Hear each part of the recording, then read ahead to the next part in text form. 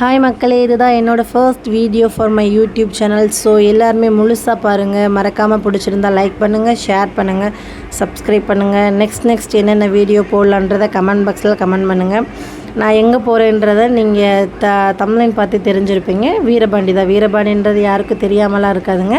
Theni district பயல்களுக்கெலாம் ரொம்ப பிடிச்ச இடமே அந்த வீரபாண்டி தான். வீரபாண்டியில் அந்த 7 நாள் திருவிழா தான் அந்தளவுக்கு பிடிக்கும்.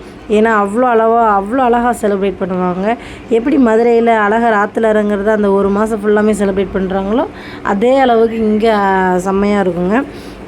நான் எதுக்காக போனேன்னா, என் பையனுக்காக நேர்த்திக்கடன் போட்டிருந்தேன், தீச்சட்டி எடுக்கிறேன்னு சொல்லிட்டு.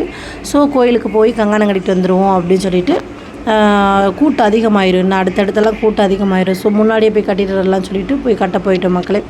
நம்ம போகிறது தேனி உள்ளே போகல, தேனி அவுட்ரு பைபாஸில் தான் போகிறோம். ஏன்னா நமக்கு வீரபாண்டி பைபாஸில் போனால் கொஞ்சம் பக்கத்தில் ரீச் ஆயிடுச்சு மக்களே. வீரபாண்டி போயிட்டு என்ன ஒரு சோகமானதுன்னா, அடிக்கிற வெயிலுக்கு அந்த வீரபாண்டி ஆற்றுல போய் காலெல்லாம் நனைச்சி நல்லா கொஞ்சம் நேரம் குளிர்ச்சியாக இருக்கலாம்னு நினச்சோம். கடைசியில் பார்த்தா தண்ணி ரொம்ப கம்மியாக இருந்துச்சு. ஏன்னு தெரியலை. ஒரு வேளை திருவிழாலாம் முடிஞ்சு தீச்சட்டியெல்லாம் எடுத்து மக்கள் அம்மன் மனசை குளிர வச்சக்கப்புறம் தான் ஒரு வேளை மழை பெஞ்சு ஆற்றுல தண்ணி நல்லபடியாக வரும்னு தெரியலை மக்களே. ஏன்னா அப்படி தானே சொல்லுவாங்க பெரியவங்கெல்லாம், ஆற்றா மனசு குளிர்ந்தா தானே மழை பெய்யும் அப்படின்னு சொல்லுவாங்கள்ல, அது மாதிரி தான். ஆனால் முளைப்பாரி எடுத்துகிட்டு போகிறப்ப எல்லா ஊர்லேயுமே திருவிழா மழை பெய்யும் மக்களே. நம்ம போன வேலை என்னது, கங்கணம் கட்டுறது தானே. ஸோ நல்லபடியாக சாமியை ப்ரே பண்ணிக்கிட்டு கங்கணத்தை கையில் கட்டி முடிச்சாச்சு. அப்படியே வெளியே வந்தோடனேவும் கம்பத்தில் எல்லாருமே தண்ணி ஊற்றிட்டு இருந்தாங்க. சாமியை நல்லா வேண்டிக்கிட்டு அங்கே மேலே கம்பத்துலேருந்து பார்த்தா சாமி அழகாக தெரிவாங்க. நல்லா வேண்டி கொஞ்சம் கையில் தீர்த்தம் கிடச்சிச்சு, வாங்கிட்டு எனக்கு என் ஹஸ்பண்டுக்கெல்லாம் ஊற்றி தெளிச்சிட்டு அப்படியே வெளியே போனோம். இப்போயே சின்ன சின்ன கடைகள்லாம் போட ஆரம்பிச்சிட்டாங்க. அப்படியே போயிட்டு சின்ன பசங்களுக்கு மட்டும் தேவையான 2-3 திங்ஸ் மட்டும் வாங்கிக்கிட்டு போனோம். ஆனால் வெயில் ரொம்ப நிற்கவே முடியல, அந்தளவுக்கு வெயில் இருந்துச்சு. அப்படியே 2 பேரும் பேசிகிட்டே கொஞ்சம் நேரம் கழித்து வெளியே வந்தாச்சு மக்களே. வெளியே 2 பேசிகிட்டு இருந்தோம். நெக்ஸ்ட் வீக் நம்ம தீச்சட்டி எடுக்க வரப்போ நல்லபடியாக தண்ணி நிறையா வந்திருக்கணும் அப்படின்னு சொல்லி என் வீட்டுக்கார்ட்ட நான் சொல்லிக்கிட்டே வந்துகிட்டே இருந்தேன். அதே மாதிரி தண்ணி நல்லபடியாக வரணும்னு நான் ப்ரே பண்ணிக்கிறேன். ஏன்னா போய் அந்த தீச்சட்டி எடுக்கிறதுக்கு முன்னாடி அந்த தண்ணியில் நனைஞ்சிட்டு போய் பண்ணுறப்ப நல்லாயிருக்கும். இங்கேருந்து பாருங்களேன், இந்த மலை, இந்த மேகம், இந்த கீழே புல்வெளி, இந்த மரம், இதெல்லாம் பார்க்குறப்ப ரொம்ப சூப்பராக இருந்துச்சு. அதை வீடியோ எடுத்துகிட்டே போய்கிட்டு இருந்தேன்.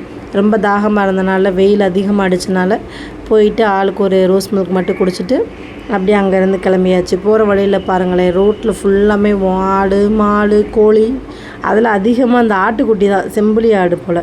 அதை அதிகமாக ரோடவே மறைச்சிக்கிட்டு எங்கள் வீட்டு ரோடுடா அப்படின்ற மாதிரி அது நடந்து போய்கிட்டு இருந்துச்சு.